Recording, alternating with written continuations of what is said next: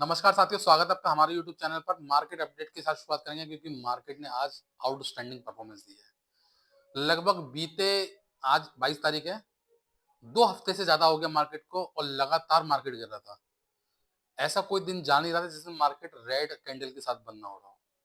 लेकिन आज मार्केट ने अच्छा परफॉर्मेंस दिया, रिकवर किया है मार्केट। और रिकवर की वजह भी देखिए, एक व्यक्ति है, वो है डोनाल्ड ट्रम्प। फिलहाल भारत के कंपनी के Q3 के रिजल्ट भी आए हैं, उसने भी परफॉर्मेंस अच्छा दिया है। और बजाज जो है, बजाज की तरफ से शानदार परफॉर्मेंस आया है।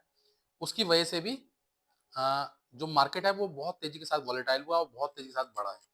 ठीक है। दोपहर में एक समय ऐसा लगा कि शायद मार्केट फिर से गिर जाएगा, क्योंकि डेली ट्रेंड भी यही हो रहा है कि मार्केट बढ़ता है, फिर गिर जाता है, फिर गिरता है, बढ़ता है, मतलब इस तरीके से ट्रेंड चलता था। End of the day market गिर जाता था, लेकिन आज मार्केट बढ़त के साथ ही बंद हुआ और तेजी की बढ़त के साथ बंद हुआ। स्टॉक परफॉर्मेंस, उसके बाद जिस तरीके से डोनाल्ड ट्रंप के बयान की हम बात भी कर रहे थे, दावोस में जो उन्होंने क्या बयान दिया उसको लेकर भी चर्चा का विषय था। और मैंने कहा था कि उनको लेकर भी, उनके बयान के बाद मार्केट देखना, मार्केट रिस्पॉन्स करेगा। तो जो बयान उन्होंने दिया उसका मार्केट रिस्पॉन्स करा, तो उन्हीं सब बातों पर हम चर्चा करेंगे। फिलहाल मार्केट अपडेट से शुरुआत करते हैं। सेंसेक्स में आज 397 पॉइंट की बढ़त रही। निफ्टी 50 में लगभग 132 पॉइंट की बढ़त। निफ्टी नेक्स्ट 50 में 728 पॉइंट की बढ़त। निफ्टी मिड कैप 150 में 257 पॉइंट की बढ़त। Nifty small cap 140 point. Nifty micro 322 point. Index में शानदार परफॉर्मेंस रहा। अब अगर सेक्टर की बात करते हैं, सेक्टर में अगर बात करें हम, तो निफ्टी कंज्यूमर ड्यूरेबल ने सिर्फ गिरावट का दौर देखा है, बाकी सब में बढ़त रही है। तो निफ्टी फार्मा की बात करें 343 point. Nifty defence 199 point. Nifty IT 309 point. Nifty auto 238 point. Nifty bank 399 point. Nifty FMCG 575 point. Nifty metal 134 point. Nifty commodities 117 point. Nifty CPSC 113 point. Nifty consumption 30 point. मतलब सभी ने 1% से ज्यादा की बढ़त के साथ बंद किया है। अगर निफ्टी सीपी कंजप्शन को छोड़ दें, तो ओवरऑल सबने 1% के आसपास या 1% से ज्यादा बढ़त पे मार्केट बंद किया है। तो सेक्टर ने शानदार परफॉर्मेंस दिया। और ये देखिए, इंडियन मार्केट का हाल नहीं है। आज ग्लोबल मार्केट की बात करेंगे तो उसने भी आउटस्टैंडिंग परफॉर्मेंस दी है। अमेरिका डाउ जोन्स की बात करें, 588 पॉइंट की बढ़त के साथ बंद हुआ है। S&P 78 point. Nasdaq 270 point. Russell 2 के 52 पॉइंट। मतलब अमेरिका ने भी परफॉर्मेंस शानदार दिया है। ठीक है।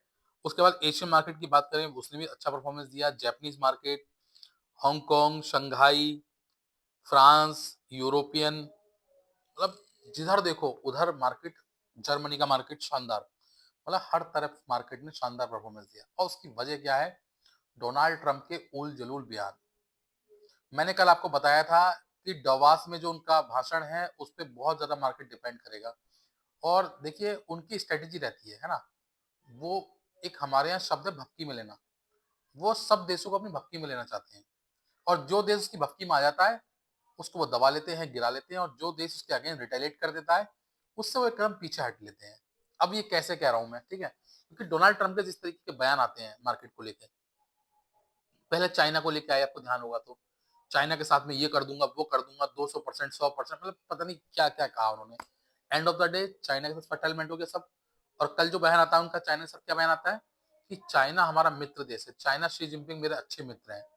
और मैं उनको चालाक व्यक्ति कहता हूं, तो वहां की जो मीडिया है वो मुझे बुरा कहती है, वहां के लोग मुझे गलत कहते हैं। इस वाले यह कहने का बटरिंग करने की पूरी कोशिश की गई चाइना को, क्योंकि चाइना के पास क्या है? Real earth material. चाइना के पास क्या है? Silver, commodities. ये इनके पास गोल्ड को लेकर घूमते रहते हैं, उनके पास बहुत कुछ है देने के लिए। इसलिए उन्होंने पूरे विश्व को रोक दिया। और इसीलिए आपने देखा कि डोनाल्ड ट्रंप के रवैये में बहुत नरमी देखने को मिली। प्रेस कॉन्फ्रेंस में आपने देखा किस तरीके के जवाब दिए उन्होंने। और ग्रीनलैंड को लेकर भी उनके बयान आए। ग्रीनलैंड को लेकर एक दिन पहले जहां वो अपना झंडा दिखा के भारत की मार्केट को तबाह कर दिया था उन्होंने, कल उन्होंने बयान दिया कि ग्रीनलैंड हमें चाहिए, लेकिन युद्ध के स्तर पर नहीं। हम उसमें युद्ध करने नहीं जा रहे हैं, अपने सैनिकों के द्वारा नहीं लेंगे। ठीक है, इसका मतलब यह है कि पीछे हट गए वो वहां से भी, चाइना से हट गए। ग्रीनलैंड से बात हो गई। यूरोपियन कंट्री को लेकर बयान दिया उन्होंने कि यूरोपियन कंट्री पर जिस तरीके का टैरिफ वो 10% वाला 1 फरवरी से लागू कर रहे थे, उसको भी पीछे हट लिया है। वो भी अब नहीं लगाने जा रहे हैं। इसका मतलब यह है कि कहीं ना कहीं डोनाल्ड ट्रंप की वैल्यू, मतलब जो भी उनके बयान हैं, जो भी उनकी बात है, उसकी कोई क्रेडिबिलिटी नहीं है। आज वो कुछ कह सकते हैं, कल वो तुरंत पलट सकते हैं। उनके मुंह का कुछ नहीं पता। भारत को लेकर उन्होंने बयान दिया, प्रधानमंत्री मोदी मेरे अच्छे मित्र हैं, उनके साथ ट्रेड डील बिल्कुल फाइनल डिसीजन चल रही है। बस ये सब सुन के मार्केट झूम गया, ऊपर चला गया। मार्केट, क्योंकि आपको पता है मार्केट जो है क्विक रिस्पॉन्स करता है। मार्केट उसको उसका ऑब्जर्वेशन नहीं करता मार्केट, मतलब मार्केट उसको क्रॉस चेक नहीं करता कि जो स्टेटमेंट दिया रहा है वो कितना ठीक है कितना गलत है, क्या ऐसा हो सकता है क्या ऐसा नहीं हो सकता। अगर ये ऐसा हो ना तो मार्केट शायद मुझे सही रिस्पॉन्स करे, क्योंकि भारतीय मार्केट को कोई डर नहीं है इस समय, कोई दिक्कत नहीं है। लेकिन उसके बाद भी मार्केट टूट रहा है। टूट किस लिए रहा है? क्योंकि अनिश्चितता की स्थिति में, मतलब विश्व जो है वो युद्ध की तरफ जा रहा है तो दिक्कत होगी, और जब जब दिक्कत होगी तो मार्केट टूटेगा। इसलिए आपने देखा कि आज ग्लोबली मार्केट ने शानदार परफॉर्मेंस करा, और गोल्ड और सिल्वर का क्या हुआ? टूट गया बुरी तरह। जिन लोगों ने आज गोल्ड सिल्वर में इन्वेस्ट किया वो आज परेशान हुए होंगे, इंट्राडे ने किया होगा। तो ये मान के चलें कि इस तरीके की प्रॉब्लम आने वाले समय में मार्केट के साथ रहेगी, क्योंकि इस व्यक्ति के मूड का किसी को कुछ नहीं पता, कब किस मार्केट को हैम्पर कर दे, कब किस मार्केट को इन्फ्लुएंस कर दे। जैसे आपने देखा ना, ये बहुत बड़ा इन्फ्लुएंसर एक तरीके से मेरे नजर में। सॉरी, देखिए मैं बता दूं आपको, हम लोग अपने यहाँ अब भारत में आजकल बहुत प्रमोशन चल रहे हैं, पेड प्रमोशन होते हैं ना। पेड प्रमोशन मतलब ये नहीं किसी गलत प्रमोशन, आप अपनी कोई मार्केटिंग करवा रहे हैं, शॉप खोल रहे हैं, कोई बिजनेस शुरू कर रहे हैं, तो आपको क्या चाहिए होते हैं? इन्फ्लुएंसर चाहिए होते हैं। जैसे पहले किसी भी प्रोडक्ट के ऐड के लिए आप हीरो को सुनिश्चित करते थे, है ना। बड़ी बड़ी कंपनी है, वो किसको रिक्वायरमेंट किसकी रहती थी उनको?